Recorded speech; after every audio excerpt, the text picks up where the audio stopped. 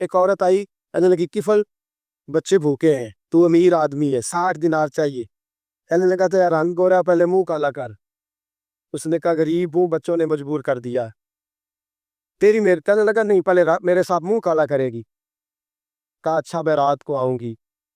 عورت رات کو آئی, کفل نے ہاتھ آگے بڑھایا تو بی بی کانپنے لگی. کہنے لگا کوئی نہیں دیکھ رہا, کوئی نہیں دیکھ رہا, کوئی نہیں. بی بی کہنے لگی ذرا اندر کی آنکھیں کھول, اللہ تو دیکھ رہا.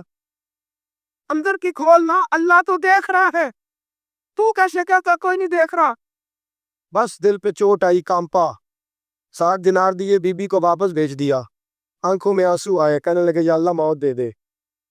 انتقال کر گیا. میرے رسول پاک کے لفظ ہے ترمذی میں, فرمایا سویرے دروازے پہ لکھا تھا قد غفر اللہ للکفل, لوگوں گواہ ہو جاؤ اللہ نے کفل کی بخشش فرما دی ہے, اللہ نے معاف. اگر وہ اتنے عیبوں کے بعد باز آ گیا تو معاف کر دیا. میرے دوست ہم بھی باز آ جائیں. جب جمعے کی نماز میں سر سجدے میں رکھے تو کہ یا اللہ امت کی ساری بیٹیاں میری بہنیں ہیں, یا اللہ ساری بہنیں میری بہنیں ہیں. اے اللہ میں جس کو دیکھوں گا بہن کی نظر سے دیکھوں گا, جس کو دیکھوں گا بیٹی کی نہیں. اور یاد رکھے رسول پاک صلی اللہ علیہ وسلم نے فرمایا جس کو نماز میں مزہ نہیں آتا, ذکر میں مزہ نہیں آتا, وہ نظر پاک کر لے. اگر نظر پاک ہو گئی تو عبادت میں دل لگنے لگ جائے گا. حدیث ہے, دل لگے گا. اور للطیبین للطیبات, اگر تو پاک رہے گا تو تیرا گھر بھی پاک رہے گا. اگر تو پاک ہے تو تیرا بستر بھی. قرآن کا فیصلہ ہے, میں نے کہا للخبیثین للخبیثات, اگر تو گندا ہے تو مت امید رکھنا کہ تیرے گھر میں پاکیزگی رہے گی. جیسی کرنی ویسی بھرنی, پر بات آئندہ جمعے کروں گا. لیکن یہ اتنی سی بات یاد رکھے, فرمایا قرآن نے کہ پاک مردوں کے لیے پاک عورتیں ہوتی ہیں اور خبیث مردوں کے لیے. یہ قرآن کہہ رہا ہے, میں نہیں کہہ رہا, کوئی قول نقل نہیں کر رہا. گندے مرد اور ان کے لیے اور پاک مرد. اخلاق کی بات نہیں کی, اخلاق برے ہو سکتے ہیں عورت کی, کوئی کچھ بھی ہو سکتا ہے, لیکن اگر تو زندگی پاک گزارے گا تو تیرے گھر میں آنے والی بی بی اس حوالے سے وہ بھی بے حیا نہیں ہوگی, اس کا بھی کسی مرد سے چکر ہے. تو اگر تو پاک عورت اور اپنے بچوں کو پاک ماں دینا چاہتا ہے تو پاک ہو جا. یہ قرآن نے کہا. تو 100 اونٹ دوں گی جو انہیں شہید کرے گا, اور پھر میں معاذ اللہ ان کی گردن اتروا کے کھوبڑی کے اندر شراب بھر کے پیوں گی. حضرت عاصم بن ثابت بڑے بہادر تھے, قابو نہ آ سکے. کافروں نے ایک چال چلی کہ مدینے سے کچھ مبلغ مانگے تبلیغ کرنے کے لیے.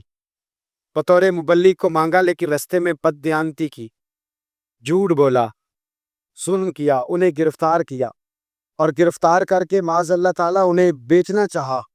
حضرت عاصم بن ثابت کہنے لگے میں میدان کا آدمی ہوں, میں قید ہونے سے لڑائی کرنے کو بہتر سمجھتا ہوں, میں کفار کا قید. حدیث پاک سنیں گے آپ کی طبیعت بڑی ٹھنڈی ہوگی. میرے نبی پاک صلی اللہ تعالی علیہ وسلم نے ارشاد فرماتے ہیں کہ جو بندہ سوال سے بچنا چاہے گا, ارادہ کرے گا اللہ میں نے کسی سے نہیں مانگنا, فرمایا جو سوال سے بچنا چاہے گا رب اسے سوال سے بچا لے گا. اور جو لوگوں سے بے نیاز ہونا چاہے گا, کہے گا یا اللہ مجھے دنیا داروں کا محتاج نہ بنا, اپنی بارگاہ سے عطا فرما. جو لوگوں سے بے نیاز ہونا چاہے گا اللہ لوگوں سے بے نیاز کر دے گا. اور فرمایا جو صبر کا ارادہ کرے گا اللہ اسے صبر کی توفیق بھی عطا فرما دے. ارادہ تو کرے, پروگرام تو بنائے, توفیق تو اللہ دے گا.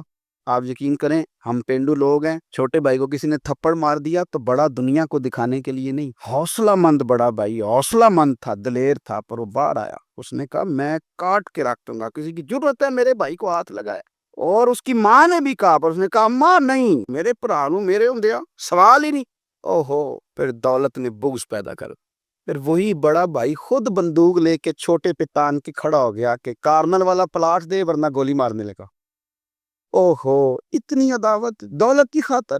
حضرت عمر کا زمانہ تھا, بہت سارا مال آ گیا, مسجد نبی میں ڈھیر لگ گئے. حضرت فاروق اعظم مسجد نبی کے ستون سے لپٹ کے رونے لگے, آنکھیں چھم چھم برسنے. عمر شکر کا ٹائم ہے, آپ رو رہے ہیں. فرمانے لگے حضور کا زمانہ اچھا تھا, سویرے روٹی ملتی تھی, شام نہیں ملتی. حضرت عمر فاروق کی تعریف کی ایک بندے نے, کمال تعریف کی. اس کا خیال تھا کہ رزلٹ بڑا شاندار آئے گا, بادشاہ کی تعریف ہوتی تھی تو پھر تیلی جاتی تھی اشرفیوں کی, کمال رزلٹ آئے گا.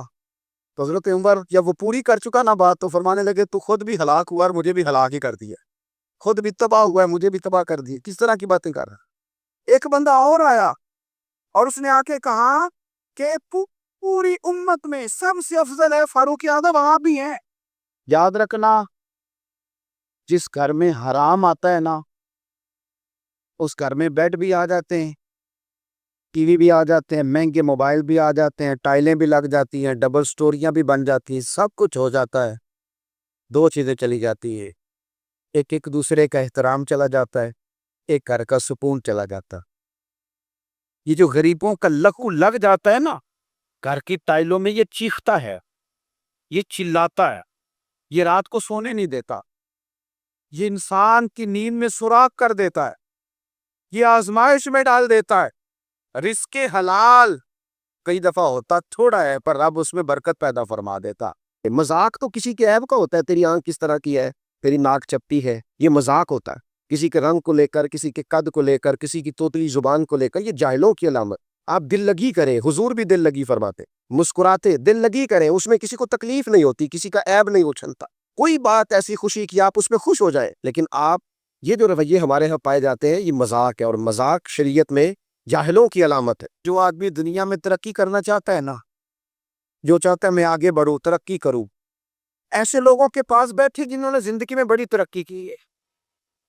جو چاہتا ہے میں روحانیت میں آگے نکل جاؤں تو ایسے لوگوں کے پاس بیٹھے کہ جن کو اللہ نے روحانیت کا نور دیا ہوا۔ اس لیے کہ بہت سارے لوگ ایسے ہوتے ہیں جو بڑے ہوتے ہیں اور ان کی صحبت میں جو چھوٹا بیٹھتا ہے اللہ اسے بھی بڑا ہی عطا فرما دیتا ہے۔ بڑوں کی صحبت میں بیٹھے ہیں، اچھے لوگوں کے پاس وقت گزارے، اور جب جائیں تو کچھ حاصل کر۔ نبی پاک صلی اللہ علیہ وسلم کے وجود سے خون نکلا، حضور نے حضرت عبداللہ بن زبیر سے کہا ٹھکانے لگا دو، جاؤ ٹھکانے لگا دو، ایسی جگہ لگاؤ جہاں کسی کی نظر نہ پڑے۔ خون بہتا ہوا خون حرام ہے، قرآن پاک نے بیان کی، کہا ٹھکانے لگا دو۔ حضرت عبداللہ بن زبیر باہر نکلے اور حضور کا جو خون تھا وہ پی گئے۔ حضور نے کہا تھا پی لینا، کیا کہا تھا؟ ٹھکانے لگا دو، پی گئے۔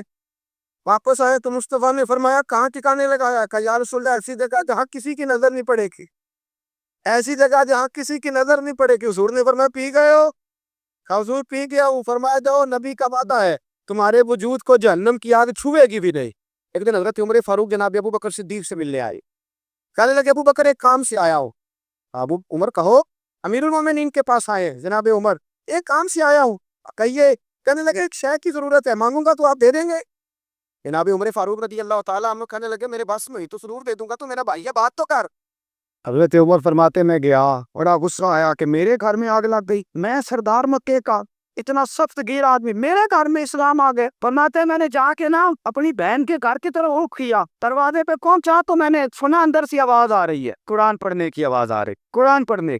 فرماتے میں نے دروازے پہ دستک کی، اندر سے آواز آئی کون ہے دروازے پہ؟ میں نے کہا عمر ابن خطاب۔ فرماتے ہیں کہ میرے بہنوئی نے کہا کہ فاطمہ تیرا بھائی بڑا سخت ہے۔ فرماتے ہیں میری بہن نے جلدی سے قرآن کے صفحے لپیٹ کے اوپر رکھ دیے، میرے بھائی جو تھے وہ میرے بہنوئی ایک دروازے کے پیچھے چھپ گئے۔ فرماتے ہیں میری بہن سامنے کھڑی ہے، پیار بھی بڑا تھا۔ میں نے چاہتا ہی کہا کیا کر رہی تھی؟ توجہ آپ کی، غلامان محمد جان دینے سے نہیں ڈرتے، یہ سر کٹ جائے یا رہ جائے کچھ پرواہ نہیں کرتے۔ ہمیں لگے کیا کر رہی تھی؟ حضرت فاطمہ خاموش ہے۔ تو عمر کہتا میں نے ڈانٹ کے، بولتی کیوں نہیں، کیا کر رہی تھی؟ کہا قرآن پڑھ رہی تھی، قرآن پڑھ رہی تھی۔ کہا تجھے پتا نہیں؟ تجھے میرا پتا نہیں؟ فرمایا سارا ہی پتا ہے۔ کہا تو جانتی نہیں لاتا منات کو گناہ کہتے ہیں؟ فرمایا وہ بات کی باتیں تھی، وہ جاننے نہ جاننے کی باتیں۔ دوستو توجہ، حضرت عمر ابن خطاب فرماتے ہیں کہ بہن اس جلال، اس روب، اس اعتماد سے بولتی تھی کہ میں نے تھپڑ مارا بہن کے منہ پہ، میری بہن ادھر جا کے گری۔ فرماتے ہیں کپڑے چار کے کھڑی ہوئی، کہنے لگی عمر ایک تھپڑ نہیں تو 1000 مار، تو 1000 مار، لیکن یہ امید نہ رکھنا کہ میں قرآن چھوڑ جاؤں، یہ امید نہ رکھنا میں قرآن چھوڑ جاؤں۔ فرماتے ہیں کہ میں نے میرے ہاتھ میں تلوار کی، میں نے دستے کی طرف سے دستے کی سائڈ سے تلوار بہن کو ماری زور زور سے۔ نبی پاک علیہ السلام نے خود ایک قصہ بیان فرمایا بنی اسرائیل۔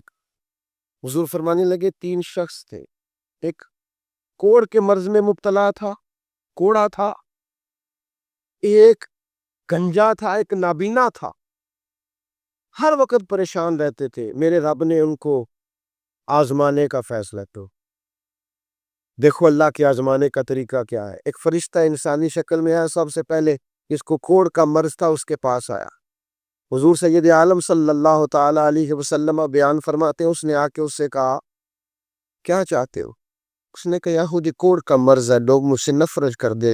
گھر چھوڑنا بڑا مشکل کام ہے، گھر چھوڑنا.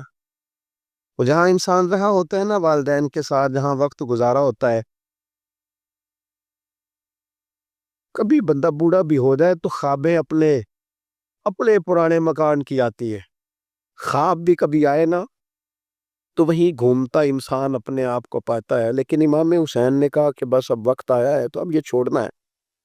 ہم نہ قربانی دیے بغیر پاس ہونا چاہتے ہیں، ہم کوئی مشقت سہے بغیر نمبر لینا چاہتے ہیں، ہم کوئی کام کیے بغیر رتبہ پانا چاہتے ہیں. ایسا ہوتا نہیں نا.